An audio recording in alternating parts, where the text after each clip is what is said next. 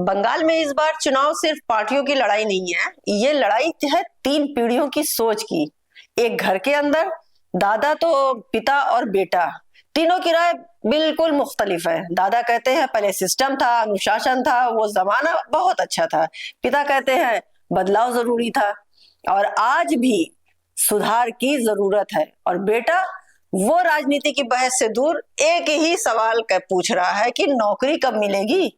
यही तीन सोच आज पूरे बंगाल की राजनीति का असली चेहरा बन चुकी है।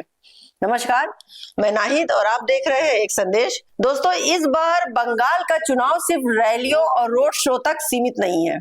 ये चुनाव अब घर के अंदर तक पहुंच चुका है। हर जगह एक ही तस्वीर दिख रही है, एक ही परिवार, लेकिन तीन अलग अलग लोग और उनकी सबकी तीनों की सोच बिल्कुल अलग। यही वजह है कि इस बार वोट डालने से पहले घरों में बहस हो रही है और यही बहस एक चुनाव को असली नैरेटिव बनती जा रही है। अब ये दादा की सोच को समझने के लिए हमें थोड़ा सा पीछे जाना होगा। 1977 से 2011 तक बंगाल में लेफ्ट सरकार का लंबा शासन चला। उस दौर में भूमि सुधार हुए, पंचायत व्यवस्था मजबूत हुई और गांव में लोगों की राजनीतिक भागीदारी बढ़ी। दादा की नजर में वो दौर सिस्टम और अनुशासन का प्रतीक था। लेकिन कहानी का दूसरा जो पहलू है वो ये भी है कि 1990 के बाद बंगाल में औद्योगिक निवेश कम होने लगे और कई बड़ी कंपनियां राज छोड़कर चली गई। सिंगूर और नंदीग्राम जैसे आंदोलन ये दिखाते हैं कि विकास और जमीन के बीच जो टकराव सरकार को कमजोर कर सकता है। यानी दादा की यादों में जहां स्थिरता है, वहीं उस दौर की आर्थिक चुनौतियां भी छिपी हुई हैं। फिर बारी आती है पिता की, उनकी पीढ़ी की। साल 2011 जब सत्ता बदली और परिवर्तन का नारा पूरे बंगाल में गूंजा और इस बदलाव के साथ कि कई सामाजिक योजनाएं शुरू हुई जिनका सीधा असर गरीब और मध्यम वर्ग के लोगों पर पड़ा। गांव में सड़क बनी, बिजली पहुंची और सरकारी योजनाओं का असर दिखने लगा। पिता की सोच यही कहती है कि कम से कम सरकार लोगों तक पहुंची तो, लेकिन तस्वीर यहां भी पूरी तरह साफ नहीं है।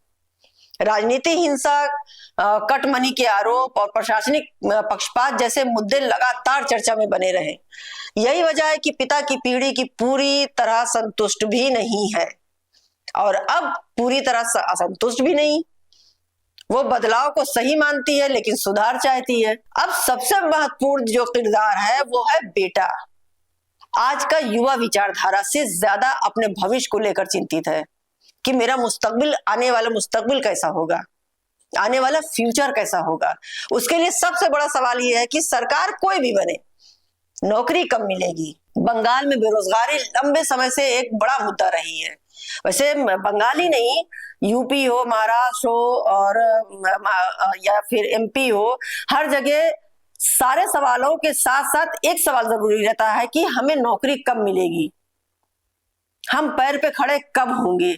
लाखों युवा ऐसे हैं जो कि पूरी एजुकेशन होने के बावजूद आज जो है नौकरी के लिए मोहताजगी है उनकी। करे तो क्या करे, किधर जाए।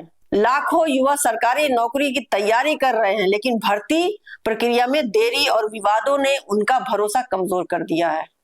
एसएससी और टीईटी भर्ती विवादों की वजह से युवाओं के अंदर जो बड़ा गुस्से का कारण बन रहा है। आज युवा भावनाओं से नहीं, रिजल्ट से वोट देना चाहता है और यही सोच इस चुनाव को पूरी तरह से बदल सकता है। अगर जमीन की बात करें तो तस्वीर काफी दिलचस्प हो चुकी है। ग्रामीण इलाकों और महिला वोटर्स के बीच सत्ताधारी दल की पकड़ अभी भी मजबूत मानी जा रही है। दूसरी ओर विपक्ष ने शहरी इलाकों और सीमावर्ती जिलों में अपनी पकड़ मजबूत कर ली है। पुरानी पार्टियां भले ही कमजोर दिख रही हो, लेकिन उनका कैडर आज भी कई क्षेत्रों में अच्छा प्रभाव रख रहा है। यानी इस बार त्रिकोणीय मुकाबले की स्थिति बन सकती है और जहां वोट बढ़ता है वहीं नतीजे अक्सर चौंकाने वाले होते हैं।